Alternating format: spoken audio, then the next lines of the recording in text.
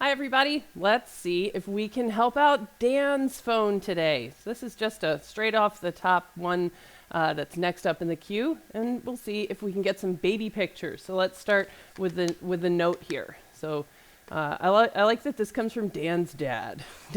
Dan's dad told him to send his phone here to iPad Rehab to try to get the data. So let's see if we can help him.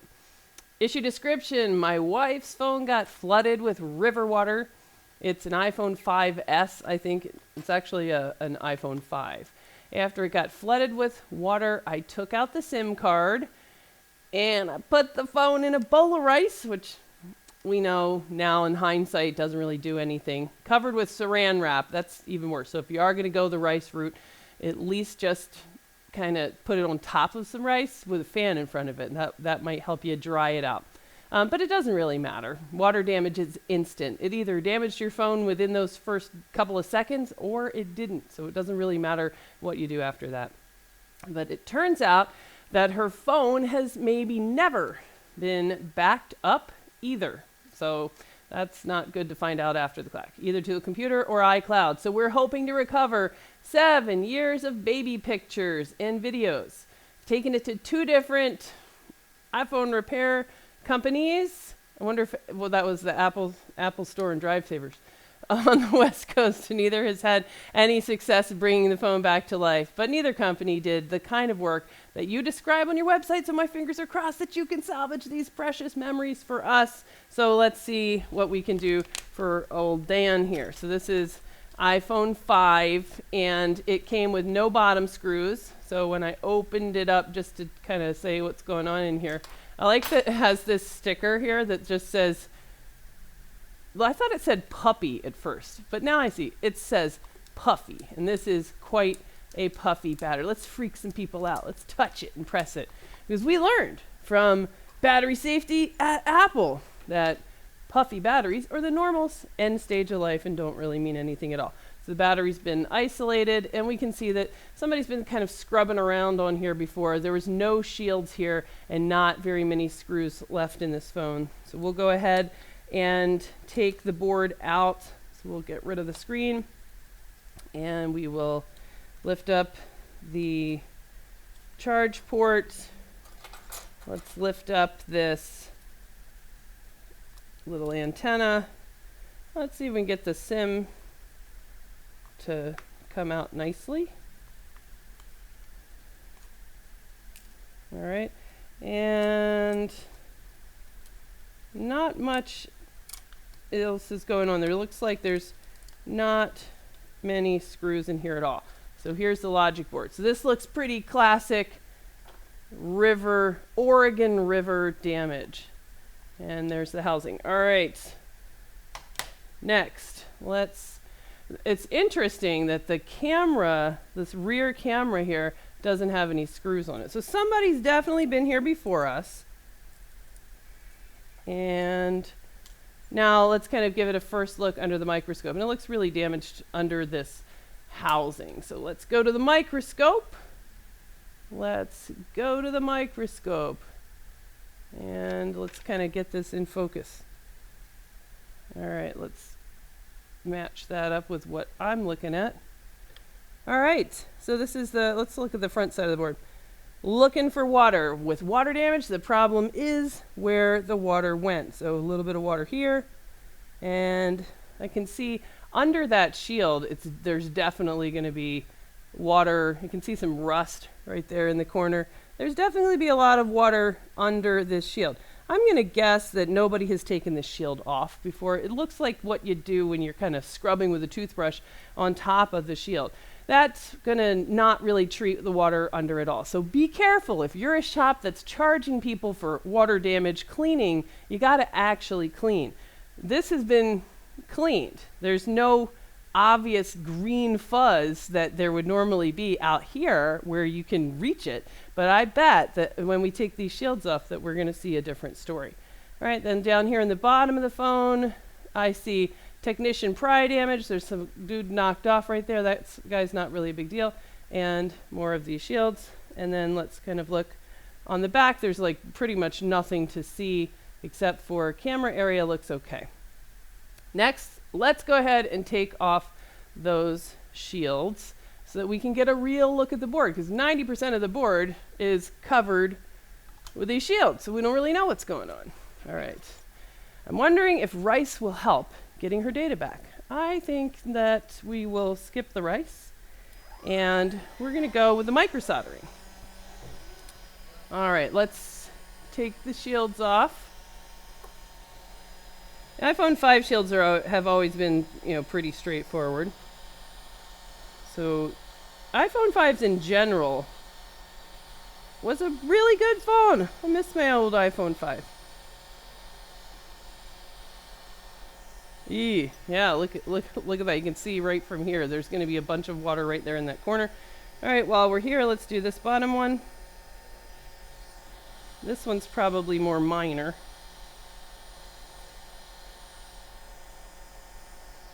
Yep, I don't see anything under there. And now let's see if we can get off the big back shield.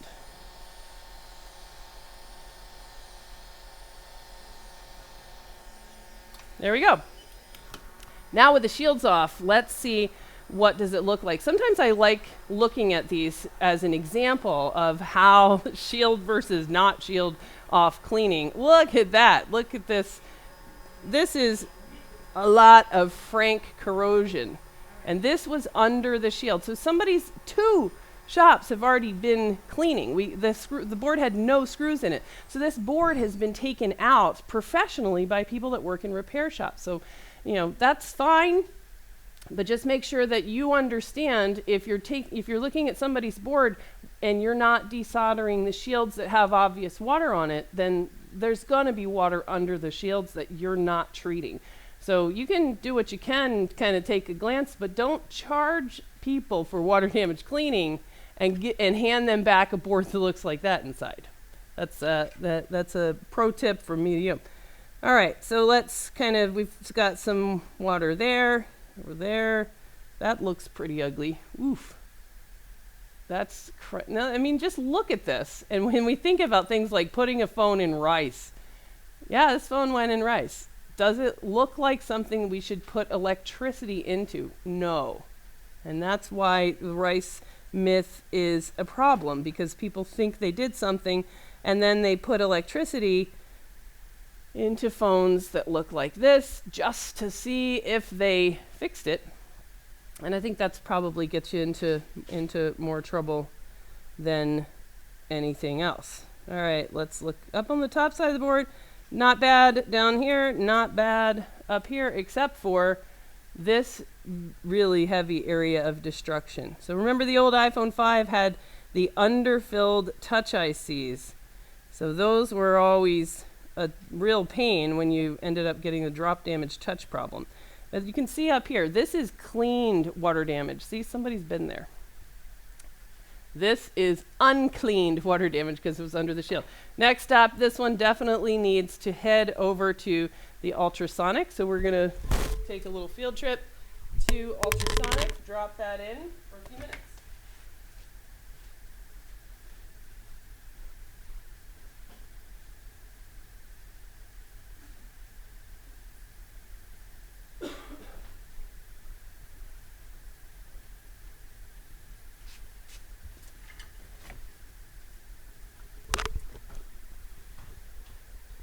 So while that's cooking, let's check in and see what's happening with chat. So I have it back there in the Crest sweep frequency, 60 degrees Celsius ultrasonic cleaner, which used to be really, really essential for every board, today.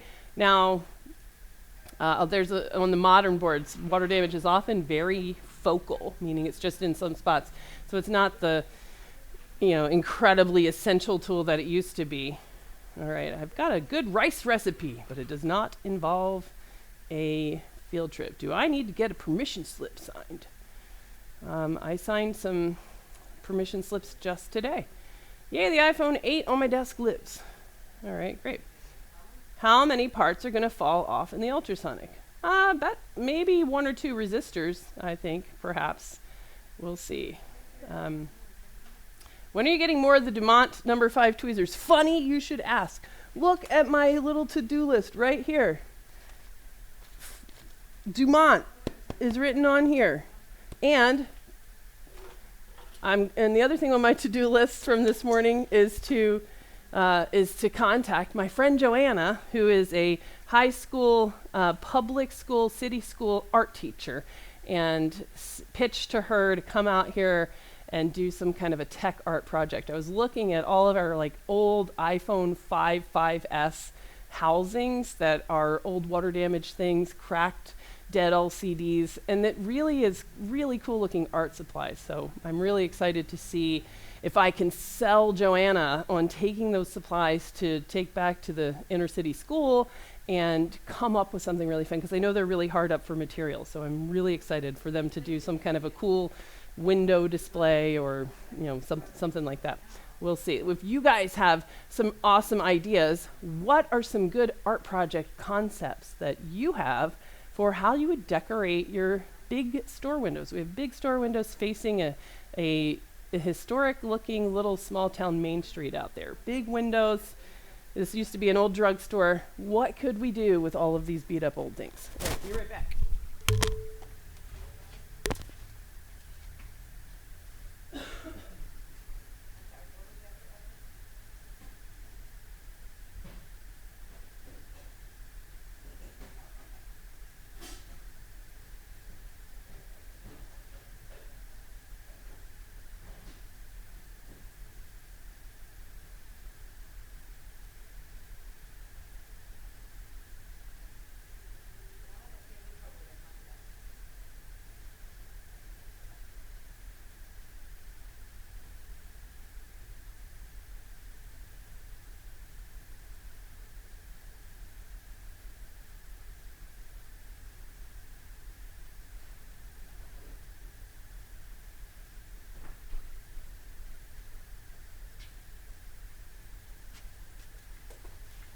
Let's see what you came up with.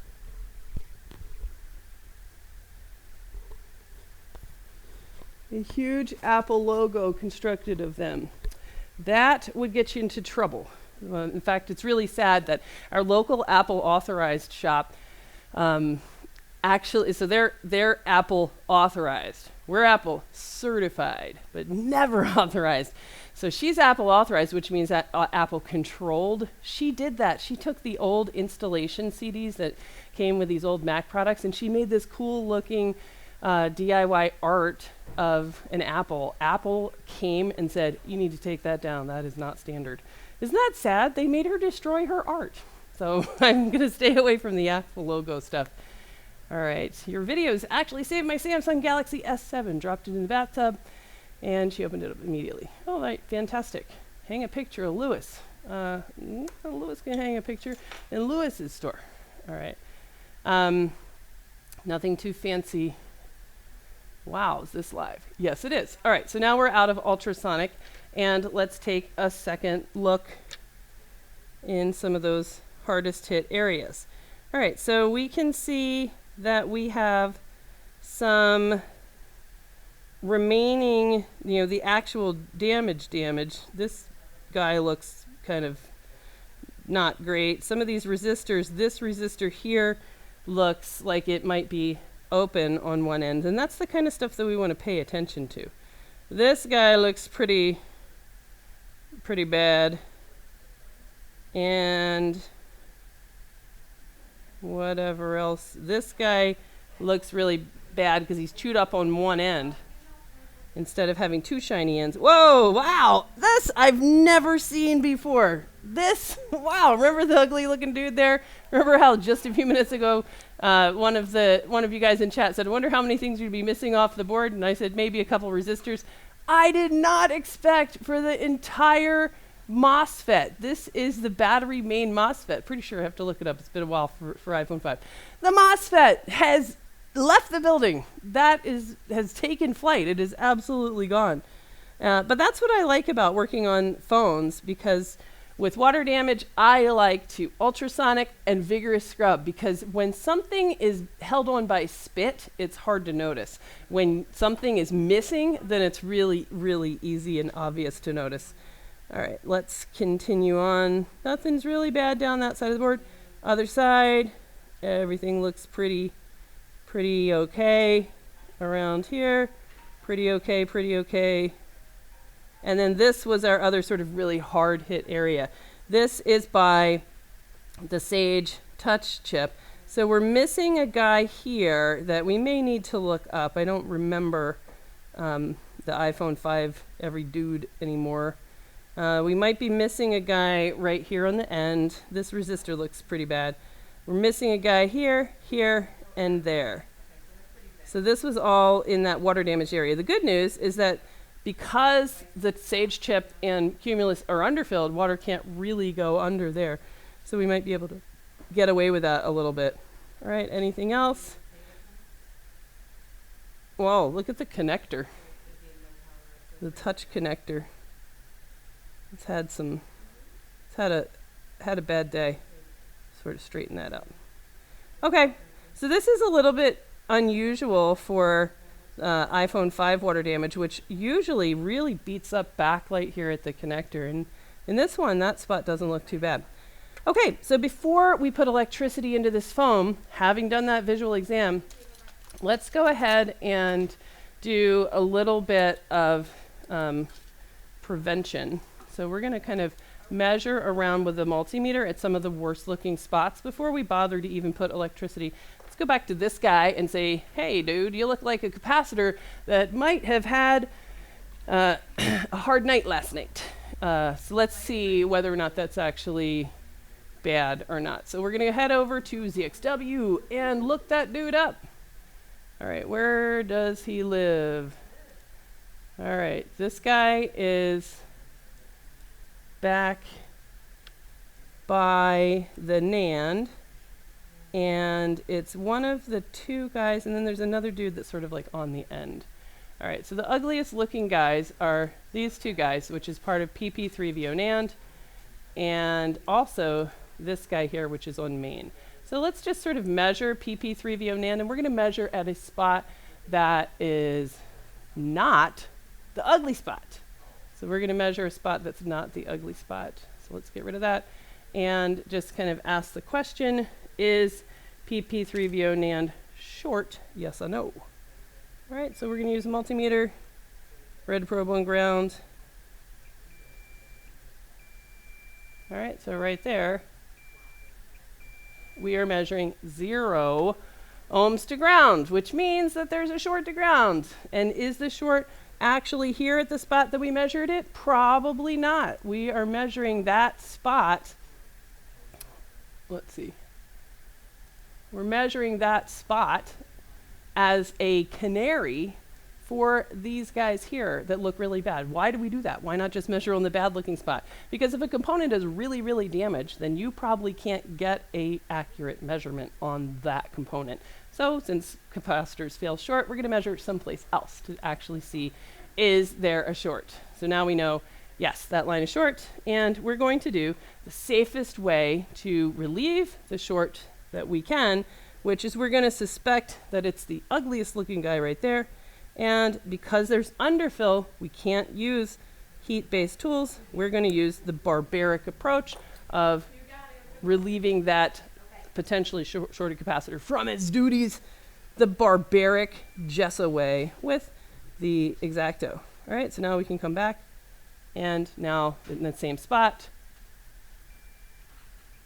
not short. All right, so now we did ask, are you short? And the answer is yes. All right, so now let's go down to kind of do the exact same thing. In fact, I'll flip this board around so that it matches the XW. I know that can be confusing sometimes on screen. So let's look up this guy, which I think is a main cap. Let's look him up. Where'd you go, ZXW? ZXW. All right, just gonna ease on down the road. And it's right here, main. So we're gonna measure main someplace else.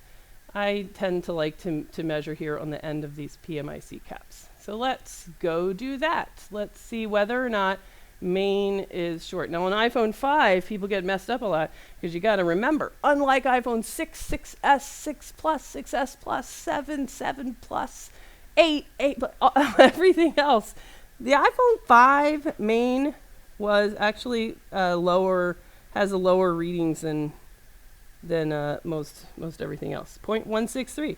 So 0.163 is the normal reading on main. So even though that guy looks really atrocious, for now, he's not really causing a problem, so we can leave him. Let's look at this other dude here. Same exact strategy. Is that guy also on main? I don't know. Let's see. Which one is he? He is this one here by the coil, so also on main. So that's not a big deal. And now we're going to move on and deal with our missing MOSFET. Maybe we should look up a little bit by the touch area, but let's check. Where's the XW? Get off. Okay, so we have dealt with this ugly guy, dealt with that ugly guy, and now we've got this problem. We have our missing MOSFET, and we have some area resistors that look like there's a really low chance that they're going to be making really good contact there. All right, so let's kind of look up everybody in this area, but especially the MOSFET, and figure out a plan for how we can get data, get these baby pictures out of this phone despite that damage. All right, so let's go and hunt. So we're going to move on down here, and let's look around in this area. And we might go to the schematic to really kind of suss this out. All right, so Q4, that's the missing guy. So Q4, and then what do we have around here? We have the ugly looking resistors are PMU AMUX. All right, so this guy, maybe this guy, baseband reset. All right, so these guys, we're gonna T-cal. We're gonna leave them alone until they declare themselves as actually a problem. But Q4, we gotta deal with. So how are we gonna do that? Let's go to the schematic. We're going to open up the schematic, and we're going to make a plan. So we got to make a plan. We got to investigate. We got to investigate. Do an investigation. My family is going to really be hard up when The Office goes off of Netflix. I'm pretty sure, other than me, I think somebody watches some Office at least every day. Investigation. All right, so here's Q4. What does Q4 actually do? Q4 is the battery main MOSFET that's present in every device. So we've got Agatha over here, the power management chip. So Agatha, the PMU, this is where charging is going to happen. This is the Tigris function of the iPhone 5. And then here at Q4, we can see that battery connects through this MOSFET to become main. And in some devices, you can just leave the MOSFET off because there's a similar path from battery through the PMIC to main. However, from experience, I know, and experiments by saying, what happens if I do this, do that? So from experimentation, I know that in other devices, I can just take Q4 and I can put a line across it because I can kind of figure out what it's doing. It's allowing battery to become the main power rail. It's the connection that kind of allow battery to become the main power rail.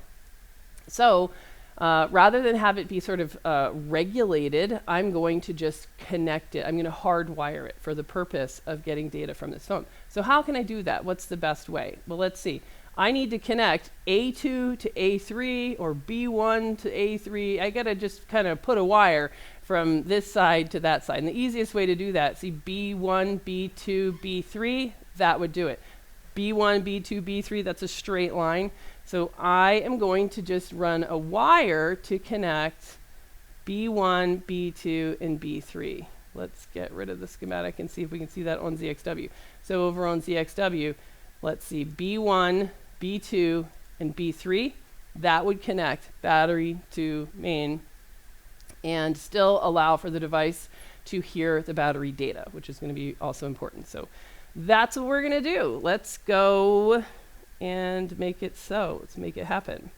B1, B2, and B3. All right, let's see.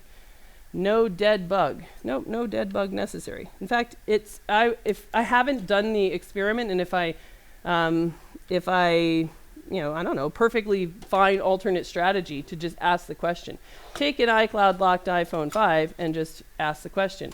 will it boot up for data recovery if you just leave the MOSFET off, because the device will have a path through the power management chip to connect to do the same thing, battery to main. Or maybe it would only do that, I don't know, like if it hears something from the charger or have some conditions, or I don't know. That's like kind of inside a chip, so I think you'd be hard pressed to get the answers on that. So the easiest thing to do, that's most straightforward, in my opinion, is we're gonna puff up these pads and we're gonna just put a wire here. All right. Also, doing things like modding a device tends to make people get really uncomfortable, which is, I challenge you, be uncomfortable. Think about what's going on here. What is this actually doing? And experiment in some way that doesn't really, some kind of low risk way. Experiment, do experiments, test stuff out, explore. What does this do? What happens if I mess it up? Be a scientist. It's really fun, but that's how you're going to learn stuff. And that's how you're going to figure out what you can and can't do for practical repair. You can't just jump all the things. And we hear that a lot. Run jumper. Can't do that. But you also can't just say, oh, that's components there, I got to put it back. So you got to find your way in the middle of those two extremes. Think, do experiments, use your brain. All right, let's see if we've got enough of a pad left on any of that stuff to run a jumper. Wow, that one pad is just totally destroyed. But no matter. Okay, we do. So we'll run a jumper, and my choice of delectable jumper wire for this particular application is going to be a tiny piece of braid, tiny piece of single-stranded braid, of which I keep a lifetime supply of single-stranded pieces of braid right here in this dish, right next to me. All right, there's double-stranded. Buy one, get one free. All right, so let's get that stuck where he's supposed to be. All right, make it so, Captain. Yes. All right. Let's get them on there. Well, those tweezers are getting too beat up.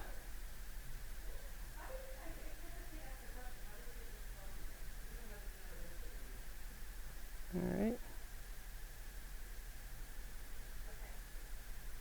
The more the merrier. So we're trying to jump B1, B2, B3, but we don't really care. We just need to make sure that we get, these guys could all be blobbed together, except for the one that's the gate. So we got to look up and see, hey, which one of you is the gate? Whoops. ZXW. Let's see, which one of you is the gate? A1. So we can connect B1, B2, and B3. See, it's going to connect everybody except not this guy. So we just got to leave off the gate and kind of just stick a big old blob on everything else, and that will be all, for all intents and purposes, the same, which is something that came up in my house recently, that it's not intensive purposes. It's intents and purposes. How many of you have been trolled by that phrase? I was. For years. I was an idiot. Okay, fine. So now we have delivered our battery to main, and we have made a patch there. We have solved that problem. Okay. All right, fair enough. Now let's go around and let's see, is there anything else that we need to do or kind of rule out before we, for the first time, put electricity in actually test? So let's go and hunt. What else do we need to do? Nothing down there. Nothing down there. Nothing's jumping out at me around here. All of that is okay. This area I am going to kind of keep my eye on. This guy, though, might be ugly enough to warrant a look. Let's just check him out real quick. And it is kind of one of those things where if you're if you're working for a long time on iPhone 5, then you kind of know what goes bad and what doesn't go bad.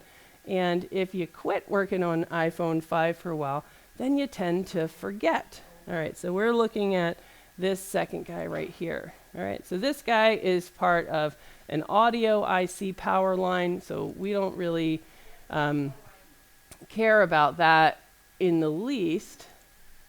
We don't need to preserve it or anything about it in order to get data, and that guy looks quite beat up, which is interesting. I wonder if this was kind of getting power to audio. Like, was it being, were we playing music? So this is an example of one where we can't really get a reading, right? Because we can't be sure that that guy is actually touching the pad there. Yeah, there we go. So we're going to solve that problem by saying, I can't be sure that I can get a reading there, so I'm going to delete this dude that I definitely don't need for data recovery that looks like he could cause problems for me by making a short. And he's definitely not doing anything good. All right. And that looks like okay. All right, up here, this area I am a little bit concerned with, but I think that we're going to have to revisit this after, to find out whether or not we are missing guys there. We probably are, that we're going to need for touch. I guess while we're here, we might as well look it up. All right, while we're looking right here, let's head to ZXW and look up this section and go to the schematic if we need to get more details. So now we need to jump on over here and let's see. All right, jumping on over here, we're going to spin the board to look like it does on ZXW for you guys. So we'll spin it around and then we're going to look up here. Okay, so we're going to look to see, we're missing a fairly substantial capacitor. Now, we might need a substantial capacitor. You can't just say all caps are useless, get rid of all of them. We may need that one. And then we're missing a guy there. This guy's really barely on there. So we're missing a lot of dudes. So let's check out this area. And then we'll be ready to see what happens if we try to turn it on. Just kind of get to know this area a little bit. All right, so the first guy that is really gone is this guy, which is a PP5V7 power for touch capacitor. That doesn't mean that the capacitor makes the power for touch. The power for touch comes from the chestnut equivalent over here. I forget what that guy's called, negative boost IC or something like that. And that guy is missing. We're going to leave that alone for now. All right, this is a little diode that is also going to be part of maybe also image, but definitely touch. And then we're missing one of these guys. So these are all touch area dudes. We're missing this guy. So we're just looking to see, does anything look like it's a CPU kind of, memory or, output that happens to be in the same area with all these touch guys. So we're definitely missing this guy.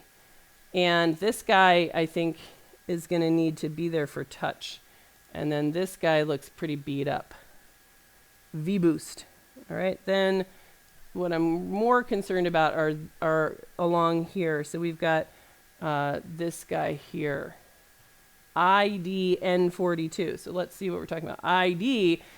IDK. Is that important? I'm going to guess yes, but I'm also going to guess that it might actually be no stuff. So let's go on a hunt. Let's see. All right, what are we talking about here so that you guys can follow along? So everything that we've looked at so far, A, B, C, D, E, they're all part of touch. So we're going to say we're not worried about touch until this phone can turn on and we can see that it actually boots up. And then we can worry about touch later. And for all of you guys that are going to tell me that I don't really need touch for data, for an iPhone 5, it's possible that you might actually be right, which is an unusual case for the rest of iPhones. So in general, you can't plug in any kind of a dongle or wireless keyboard or any kind of OTG anything. The device is going to ignore all of that until you can click trust after you enter the passcode. So touch is required to decrypt the data and then make it available to communicate with accessories.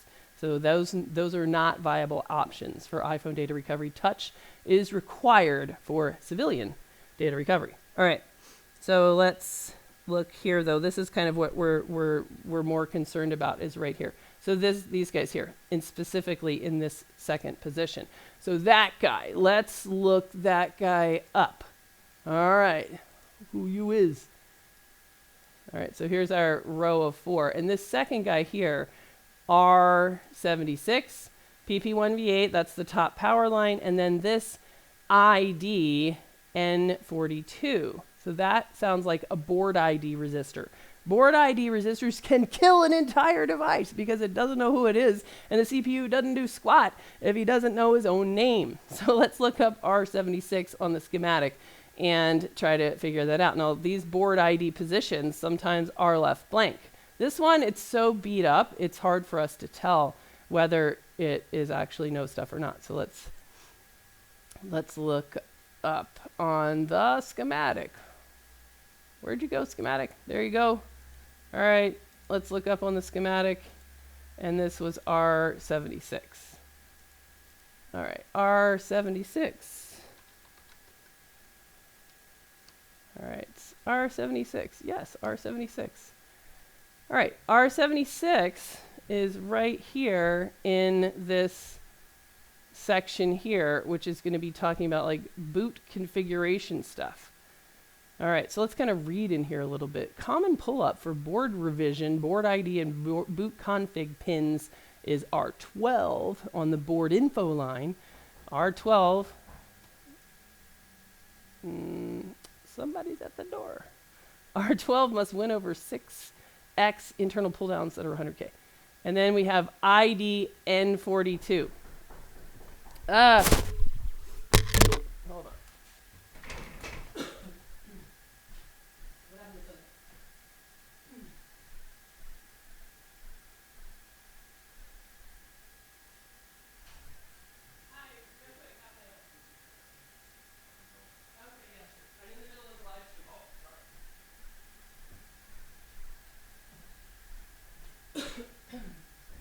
They won't be able to hear you, it's fine. All right. And then just lock that front when you leave, okay? You guys can talk. This is a microphone that won't pick you up. All right, so ID N42, it says BOM option B3. I don't know what that is. N42 BOM. I'm going to guess that that means that this is not the N42 version. So I don't know what N42 is for iPhone 5. You know, we could look on our donor board here. So we're going to look on a donor board to see whether or not, you guys can feel free to walk around, it doesn't matter. We're going to just glance on a donor board really quickly to see whether or not we can just know for sure, yeah, that guy's not part of the iPhone 5 typical build. So that means we got to rip off the shield really quick and see what the deal is. All right, so we'll head over to live chat. All right. She went to jump, I believe, a 5. What iPhone is this? Yes, this is an iPhone 5 with 7 years of baby pictures on it. All right, so we're going to hop off this. This is a donor board that we're just going to put our eyes on so that we can see.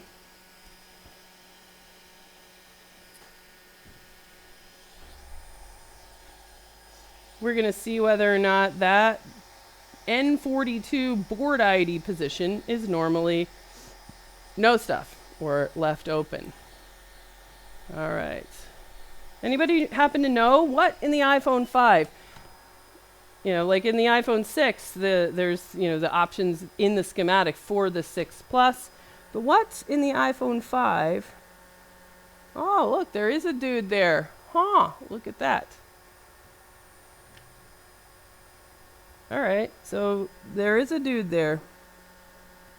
Who can tell me? So it's probably going to be something like N42 is going to be the difference between the CDMA and the GSM iPhone 5 or something like that. Who knows what N42 is That's something that I think we're going to come back to because it just may be native. This is the donor board. Now let's switch back to the board that we're trying to fix. And that's a tough call to see whether or not that is just a reddened area where we're missing, where there's just kind of reddened from corrosion, but really nothing was there. Or if we're actually missing that. But that could be, and that is right now our number one problem until we rule it out. All right, then let's look at the next guy down. The next guy down also looks pretty corroded. So let's look and see. Who is the next guy down anyway? Let's see. Where's the XW? Is the XW? And the next one down is 1, 2, 3. Number 3 is PP1V8 going to I2C2 SDA. All right, I2C2. Let's look up and see what kind of other stuff is on the I2C2 line before, if it's just front cameras and stuff like that, then we don't care. But if it goes to important stuff that we need, then we do care. So we got to find out, do we care or do we not care? Let's figure that out. So we're going to investigate. I don't know whether or not this line is actually open. Maybe it's okay. We haven't actually put electricity into this phone yet. But let's see. We've got this I2C line that goes from CPU U1, and it is an output that's going to go around to whoever it talks to, and it looks like it talks to ambient light sensor. Okay, not interested. What else? That's it. I2C2. Let's just search for the phrase I2C2. I2C2. That goes nowhere. I2C2, we've already been here. CPU. Nowhere. Ambient light sensor. So it looks like on the I2C2 line, it's just the CPU is talking to the ambient light sensor. So that is not important enough for us to go on a hunt to fix. And this is just the power in. Okay, so we're going to leave that alone. We're going to say, I don't care about that. We're going to ignore that as a potential problem and move on in this area. And then we've got the diode and a couple of guys around that. So let's look up this diode and his two buddies and see what's up with that. So let's go back to the XW and let's see. Oh, that's not a diode. That's an unusual polarized cap. Okay, and under it is, so what is this guy on? This is on that same V-Boost outhouse stack. All right, so this is part of the same kind of equivalent chestnut function in a modern iPhone. So that may not be a problem for us right now, but it is probably going to be a problem when we need to enter a passcode in this device. All right, so that's the deal. Let's see. Anybody in chat have anything else that's important to look like? Let's see. iPad Rehab. I have hardly anything on my iPhone 6s, but I back it up. Excellent. Good job, QA library. All right. Let's see. Okay, nobody else has any other thoughts on this guy before we say, okay, then it seems like there is a good chance, in my opinion, that this board is either going to boot up with image, but no touch, or it's not going to boot up and it's going to be brain dead because we need to go on a hunt to figure out whether or not that N42 missing board ID resistor needs to be there. And if it's a brain dead phone, that's probably why. Or it's going to boot up, but it doesn't have image because some of this touch stuff is also related to image. So I bet we're in one of those three categories. So now let's go to the hand cam and let's see exactly where we are with this one. So let's see. Where's my hand cam? I gotta actually take the time to figure out how to get the old Stream Deck set up so that I can do less hunting and pecking for all of these little things to toggle off and on. Okay. Now, what's really fun, when you work on iPhone 5 around here, finding the known good parts for iPhone 5 is increasingly challenging, because there's just sort of, less and less of them that still work. And these iPhone 5 parts, I'm not 100% sure they're known good. I do have a working known iPhone 5 that I can use to proof these parts, but I don't know if they're going to be good or not. Okay, let's see what happens when we ask this thing to turn on. Okay, let's attach it for the first time.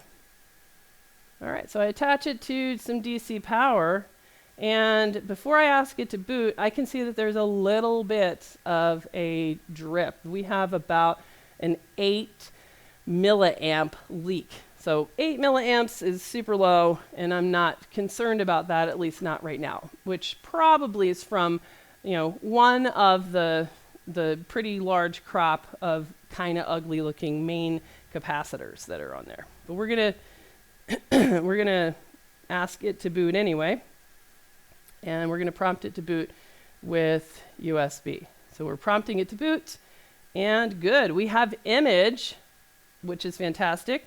And we're going to see if this thing can actually boot.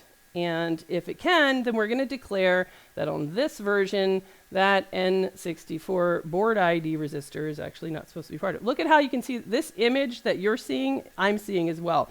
Weird looking image, which is that relationship.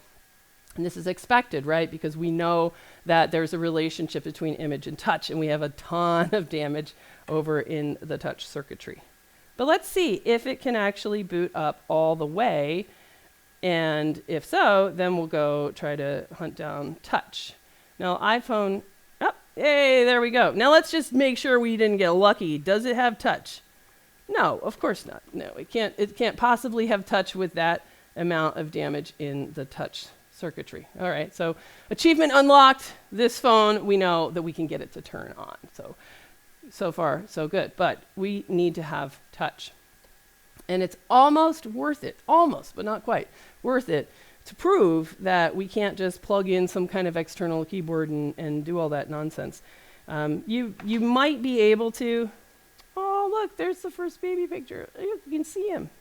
On an iPhone 5, kind of depending on what iOS it is on, some of them you can do a whole bunch of squirrely things to,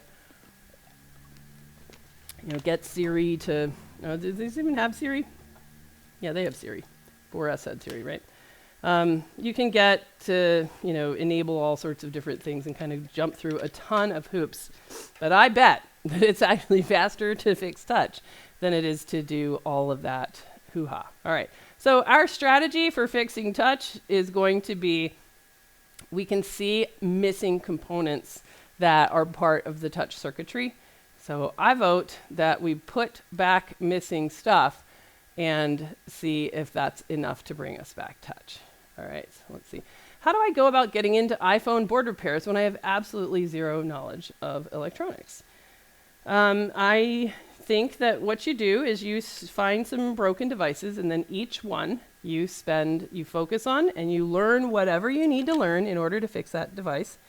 The internet can teach you a lot of stuff, and take it one by one, and that's how you build an experience base. I mean, and all of us do that, right? Nobody's an expert. I'm not an expert. I'm a student, and I continue to learn as we go. In fact, looking at this chip right now, I know that when I was a beginner, one time I saw this particular chip damaged, and I told somebody that, in my opinion, it was impossible to replace it because it was underfilled. It was right next to the CPU. It was, I just thought no one would ever be able to replace that. That was silly. But at the time, that's what I thought because that's what I knew then. So everybody's always a student, and you can learn best by just kind of going around fixing problems, one problem at a time, just like this. We're going to fix touch one missing dude at a time until we can get the baby pictures for Dan. All right, we're going to just kind of go do some work here. All right. And make sure that you don't practice on any device that actually has meaning for anybody. So that's what's really, I think, that's what sets apart students that are, quality people trying to learn something. Why not? Versus people that are, taking advantage, especially when you have people's data trapped inside these devices. Data has its own kind of like special rule sets, and you can tell by the kind of content that I put on this channel that it is not okay to play with people's data recovery. I mean, it's not okay to take advantage of people and to, mess with people. Yeah, they should have backed it up, but everybody has things that they coulda, shoulda done. All right, let's see. What is so this guy, that would be ready for a new dude. Let's just go ahead and fill out the rest of this area. So we are going to make puffy pillows.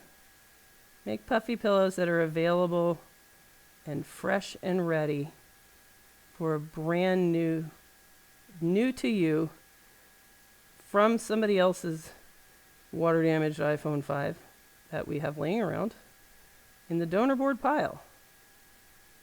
Because God forbid that we have to go look up these individual components and find them from something else, because that would be more work than would make me win my argument of it's faster to fix touch than it is to go figure out whether or not it's even remotely possible. In fact, why don't you guys do that for homework? Chat. Computer people on chat are people that are scientists or investigators, or even guy who wants to learn phone repair. Do a useful thing and find out and write up and publish as a comment on this. I will pin it to the top. Exactly, and show proof, not just theory, but actual proof. On an iPhone 5, is there a way to use a series of keyboards and Siri and magic to overcome the fact that we can't type in a passcode? Maybe. There was one situation that it would work, but I don't even remember what that was. But it's nothing modern. Nothing modern. All right, another guy that I forgot. We're going to make puffy pillows. Make puffy pillows. All right, who else? Who else needs some puffy pillows? I'm a little bit concerned about this completely ugly looking dude. And I'm also a little bit concerned by that negative boost I see, because he kind of, from memory, I remember digging him off of a lot of iPhone 5s, because even without water damage, that chip just doesn't like electricity, and it will tend to go bad. So that could give us a problem for touch, but we'll see. Maybe we can just get back on some missing dudes, and all we need to do is hit trust. Just passcode, 4-digit passcode, and trust, that's it. Now, it will be nice when some of the law enforcement tools trickle down to civilian recovery, because you could definitely get iPhone 5 data with some of that stuff without having touch. All right, what's the last spot here? I've always thought it would be kind of fun, like when Mark is here, that there are certain jobs that are like easier for left-handed. I'm left-handed and he's right-handed. Certain jobs are easier for left-handed people because I'm holding the iron in my left hand, and I can hold the board like this and touch these guys. But if I was right-handed, I would have to flip it. So I think it would be fun to kind of just sit next to somebody else that was the opposite hand as you, and just kind of like trade off back and forth all day. There we go, beautiful puffy pillows all around. Did I forget anybody? Or are we ready to start putting some dudes on? All right, looks good. Okay. What do you, Jessa, think is the future of iPhone board repair? That's a really good question. I think that iPhone board repair is a fantastic playground to learn basic concepts that are applicable across a variety of fields, right? So if somebody comes into me with any device that has a signature failure that's on a circuit board, with my experience that I learned in the really rich information, all kinds of stuff is falling off a truck in China, there's all kinds of information out there, I can apply. It's a playground where I can learn and fix stuff. It's fun. And then I can apply that to anything, right? A hot tub circuit breaker board, a car ECU stuff. When these sort of the new electronic thing, self-driving cars, I don't know, whatever it is, the new thing that has some kind of a signature failure, I will be able to jump into that field. So it's a great playground to kind of get your feet wet. It's possible that iPhone board repair may go on forever. How long will the iPhone go on? I don't know. But they don't seem to get any better with curing their massive systematic flaws. I don't know. Once it's just such a low-hanging fruit. Once that low-hanging fruit dries up, then people will turn their attention to things that have less information and require more effort to figure out. Ooh, look at my donor board. I think I'm going to have to go on a hunt. I'm not sure that it's a really good idea to grab components from this board to put it on that board. All right, I'm going to have to go on a hunt and see if I can dig up. And this is where it gets hard. I'm going to try to dig up another iPhone 5. Thanks. Let's go on a hunt.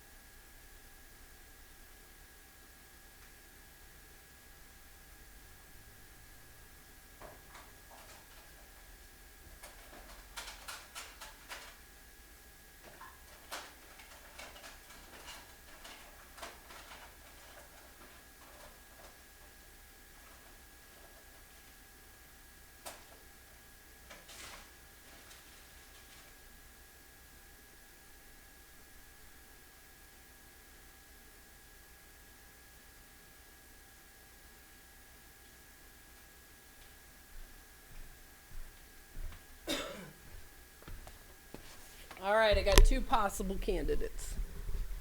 All right, let's see. Someone starting gets customer stuff. You can make a basic circuit for practice. All right, let's, don't ever try to learn on customer devices. That is a really dick thing to do.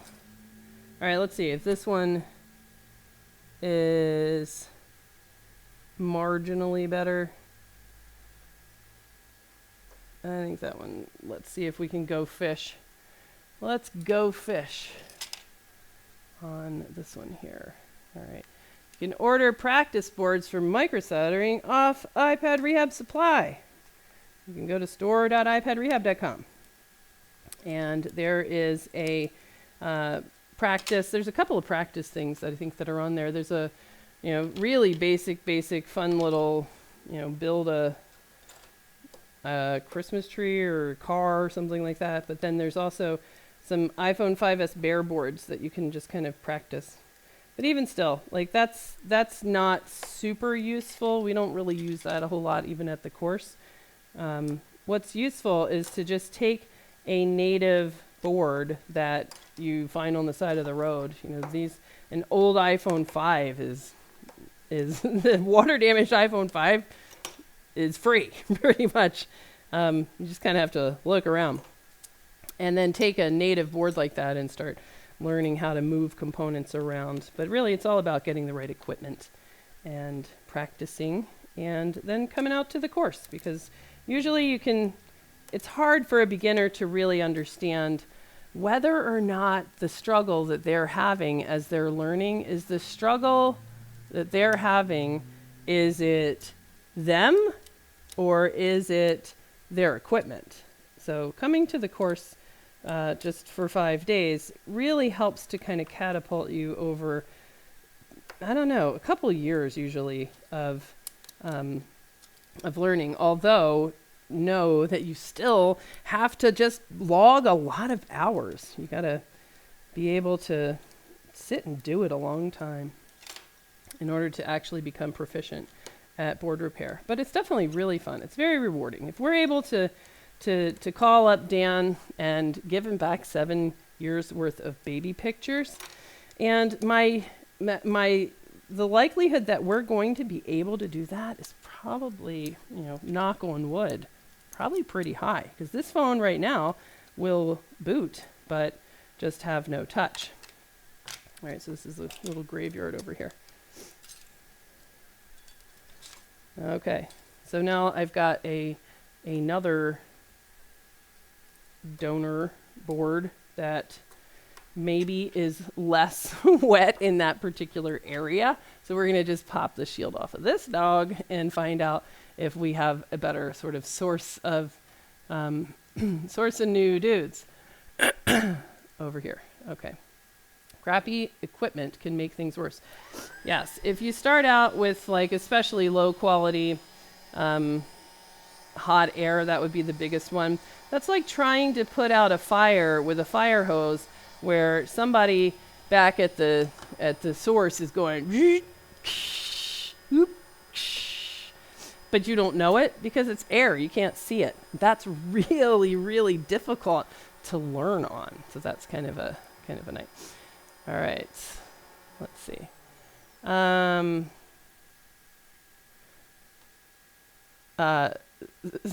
Messing up a customer's board as training is like breaking into a house, stealing all the valuables and personal information and pictures. It's a big no-no. Yes, exactly. All right. That's pretty funny. Okay. So let's see. Whoa, what's going on in here? Is that, I don't even know what that is. Wow. This is crazy. That was really interesting because I just took the shield off. Look at this. This has got an upside down cap on it. Where did this one come from? And you can see this, where we're working right now, must be a pretty common problem area because all 3 of these boards, oh, you guys can't see that. This is worth seeing. This is the, hey, this one doesn't look too bad. Let's look at that. I just lifted the shield, and in our area, look, the weird looking cap is upside down with a couple of jumpers. We're missing, this guy here, and clearly this guy has had some major surgery.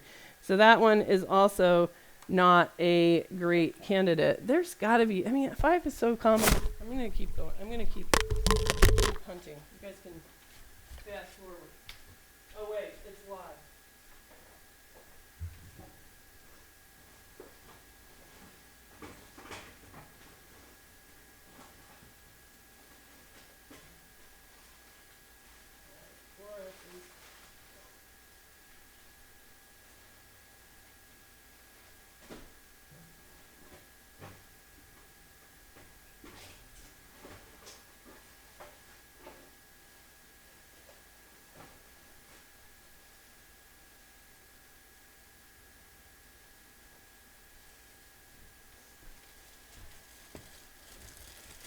Oh, I don't think any of these are.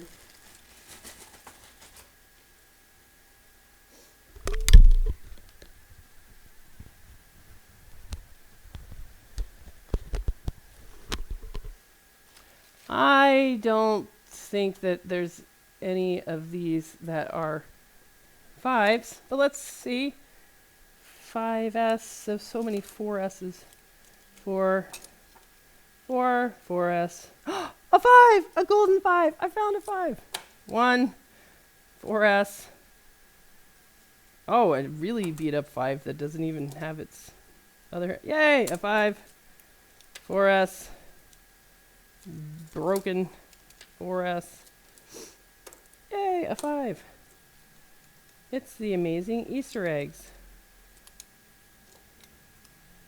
All right. Wow. An ancient 6. And a 5C. All right, these are going to get sorted later today. So we're going to move those over. We have gotten down to the last 1, 2, 3, 4 good-looking-ish iPhone 5 potential donor boards in this shop. iPhone 5. Because iPhone 5 was a great phone. And if it got water damaged, it got fixed. And it didn't die very many deaths. All right, let's try this one. Same thing. We're going to take the shields off again. And this is why I should make edited streams. I did an edited video, which is, it took about a whole day. I mean, I am not really great at video editing. I was trying to learn a bunch of things to try to do it. Man, it is so much work to edit videos. And I'm not sure that it's really worth it. All right. Everyone should have a time machine box filled with electronics. Yes, exactly. The shit pile, as we call it. All right. Since you found the golden 5, does that mean you would get to tour Willy Wonka's factory? You know what? I have a bunch of things sort of like on a camera and stream setup wish list, that one of which is being able to hear Mark, and then another one would be making it so that we could kind of like go up front and kind of move around a little bit more. All right, finally, hooray! We found a nice looking 5. Maybe the last nice looking 5 that is in the shop. All right, so now we got to figure out which one of these is the board that we're trying to fix. Nope. Nope. Nope. Oh, now we got to figure out, where did I put the board that we're going to fix? All right, this is the donor board. This will be fun. So we label the crap out of boards, except for when we're working on them, because they're always recognizable, right?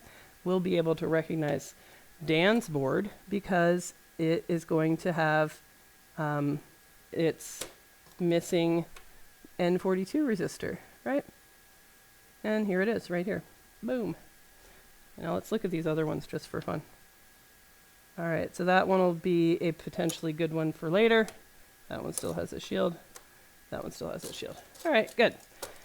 There used to be thousands, and look, there's only 1, 2, 3, 4, 5, 6 good donor boards left. Okay, so let's put these together and let's start moving dudes over. All right, so we're gonna just use some hot air and get these guys moved over. Even though there's some underfill there, I still think hot air is going to keep us safest. So we're gonna just play a little bit of back and forth. All right. Let's see. Sometimes that is more trouble than it's worth. I think that'll be faster instead of going through all this process. Labeling components. What's faster is having, a board that you're going to work on more than once. Like iPhone 5,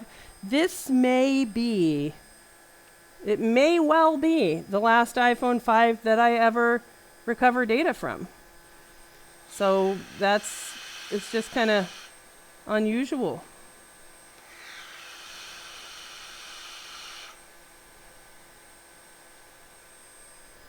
All right, we'll kind of settle them down later. So it's not really worth it. Oh, that was no stuff all along. The next dude.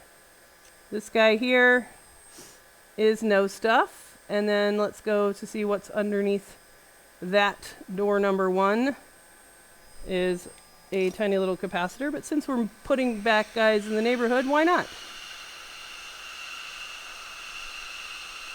Why not?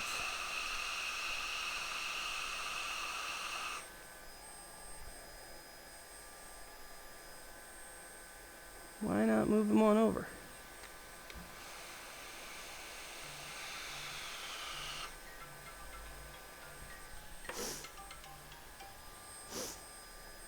right, what else?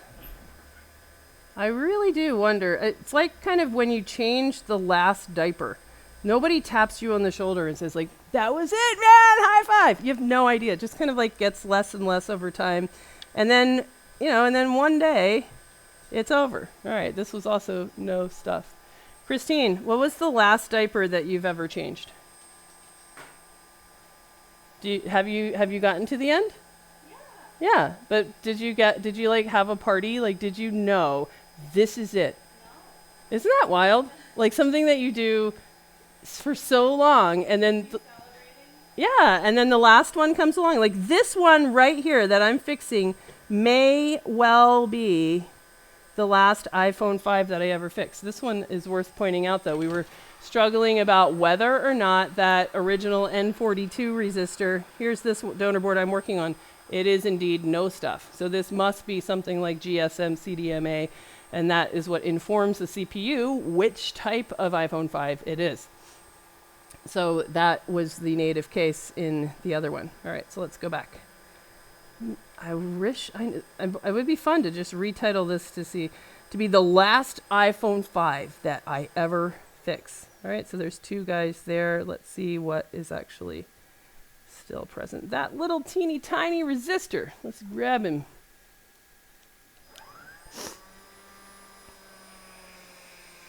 That's going to be hard to grab.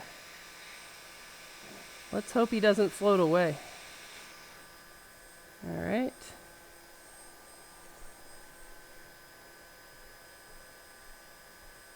And he goes right here.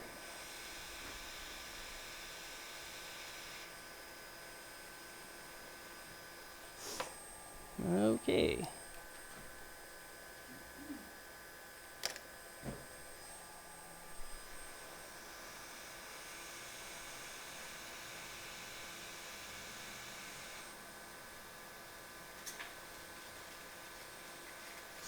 Okay, and underneath it was no stuff, so let's check. Underneath it was no stuff. Up to the side was no stuff. Up to the side was no stuff. And then let's get this guy to actually sit.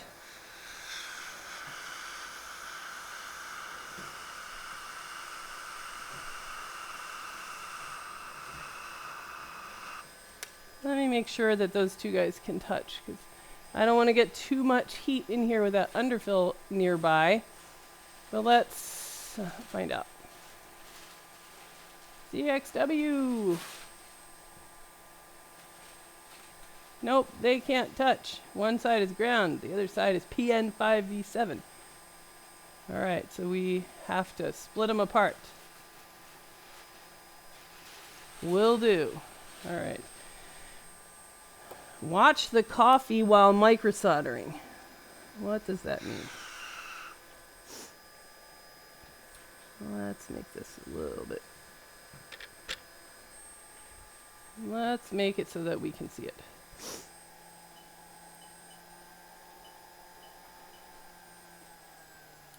All right, let's turn it back on. And focus.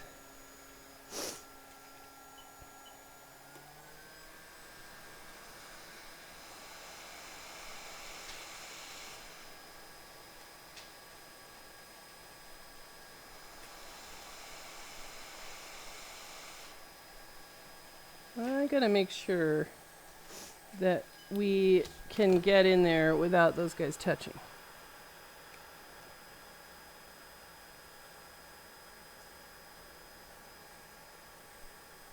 Let's make sure.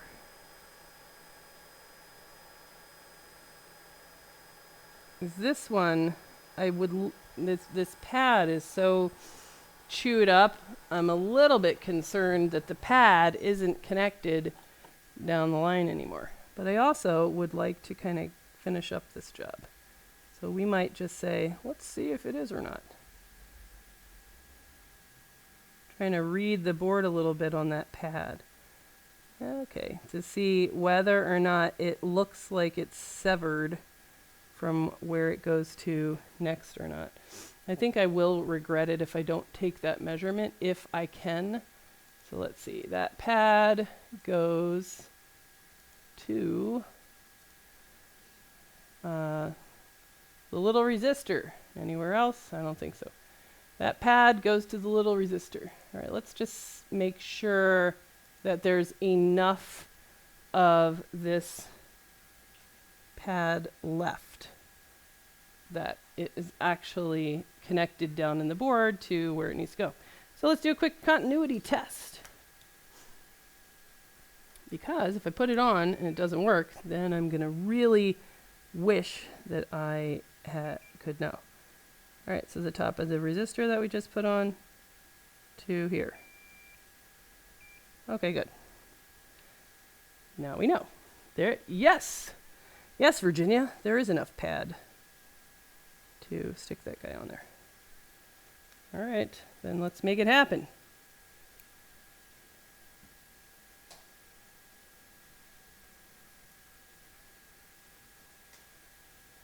Okay.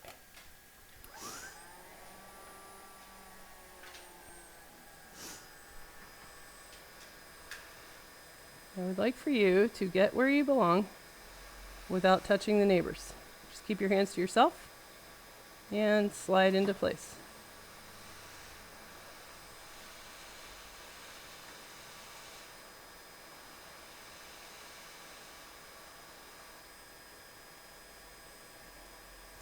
All right, great. Now let's just make sure that those guys aren't actually touching each other. All right, so one side is ground, which should be this, and that should be not ground, and this should be not ground, and this is ground, and that all works out just fine. Okay. That's a good start. Let's look back here at the actual connector. And let's give it a try. All right, let's see. Maybe we're done. We're going to find out if this iPhone 5, possibly the last iPhone 5 that I will ever fix. Maybe. You never know. I think you should just kind of have a party and celebrate like every diaper that you change. All right, this time I'd really like to kind of have a known good screen that I've used before. I think this is it. And let's go give it a shot. All right. Let's go to the hand cam. All right. Will it boot with touch?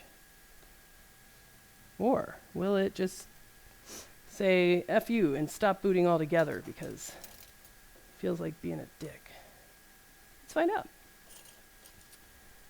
All right. I lost my my charge port. Let's give it a try. What do you think's going to happen? Will we be able to see the baby pictures? Will we be making the happy phone call to Dan? Or will we be cussing and going to lunch and then coming back and seeing something super obvious and going, God damn it, I wish that I had seen that 5 seconds ago when I was doing a live stream, which happens quite a bit. Probably, I don't know, 80% of live streams that end with, yeah, we're going to have to come back to this one. We see something and fix it after walking away for 5 minutes. Okay, let's see what happens to this now. All right, let's prompt to boot and let's pray for touch. Let's have a moment of hopefulness that it will boot up and have touch. All right, let's find out. What will happen? Will it boot? Jess has got this by the solder balls. All right, you're going to say that, then next week you're going to get about 100. Yeah, well, if I name this like, get your iPhone 5 fixed. I actually really liked fixing the iPhone 5. iPhone 5 usually was recoverable for data and was often just really sturdy little robust phone. You didn't get any of the flexion problems or any of that. It looks like we're doing better on our wavy image, so I'm hopeful on this one. What is the passcode here? Let's see. All right. Does it work? Yay! Come on, give me that passcode. Oh, God! All right, well, we have touch. Let me try that one more time. We definitely have touch. I'm going to be sure that I get this exactly right. I'm going to pay attention to it.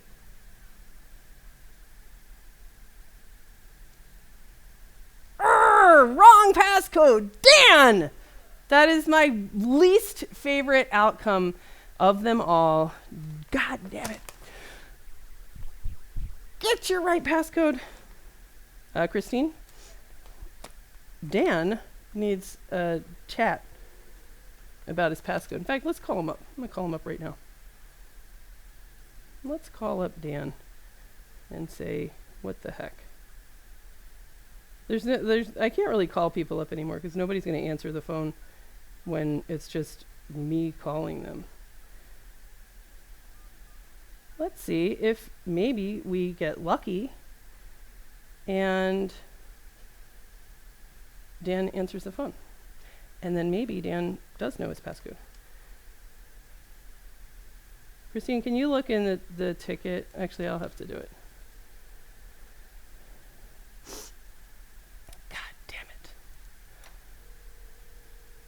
Yes! Dan is on chat. All right. All right, Dan. Let's see. All right, let's see. By the way, you could answer your phone. It's me. All right, we're going to hang up. Okay, and we're going to see if this is true. All right, let's see. Give him an angry phone call. Oh, I tried. Dan is smart enough to not answer the phone. Okay, let's see if it will wake up here.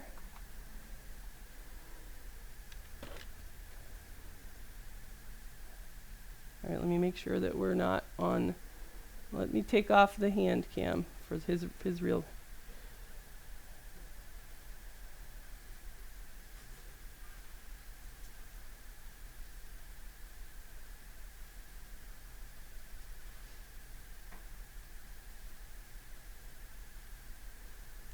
No!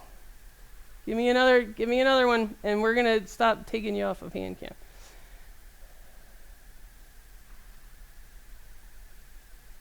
Most used passcode. That's the wrong Dan. All right. We got to call this Dan. That's a different Dan. We got trolled by multiple Dans. All right, let's call this Dan again. So frustrating. All right.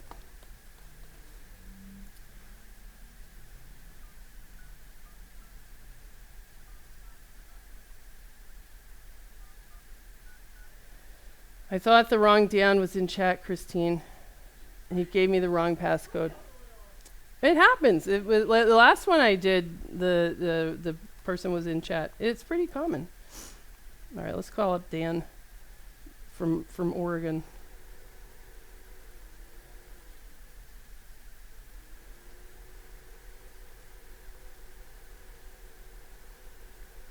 All right, let's see. Delays, $3,000 iPhone.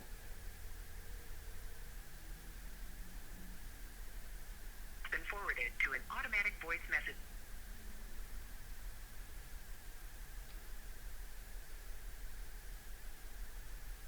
Boo. All right. What a depressing end of a stream. So for you guys that have just fast forwarded to the end of what's probably yet another long stream, it is largely good news. Here's the deal. Here is this phone, and Dan's phone does boot. You can even see a cute little kid with a green hat on, and it does have touch. And if we knew the passcode, then we would be able to enter it in there. But Dan gave us the wrong passcode, which is kind of a lesson in everybody that if you are getting back one of these phones like the Error 14 unrecoverable software corruption, we're telling you stick it in a drawer, maybe it'll be recoverable with future technology, what's mathematically not possible today may be routine tomorrow, write the passcode on it. Just put the passcode right on the front of the phone, because you're not going to remember. When these phones sit in drawers for 7 years, you know, you'll forget the passcode that's on them, and then it's kind of a big struggle, because you're gonna need to know that passcode in order to get data. We consider this a success. It's not my job to know your passcode, so once we get a path to data, we're gonna send you a bill. If you don't have the right passcode, you're gonna have to pay the bill for us to try again, and that's kind of a crappy way that sometimes these things go for both of us, because this gets a lot of work. And we are going to consider it a successful pass of data. I bet that with an iPhone 5 and a 4-digit passcode that we'll be able to come up with it. But for this stream, this is the end of the line for us. We don't get to see the baby pictures, Dan. That's it. Thanks for watching.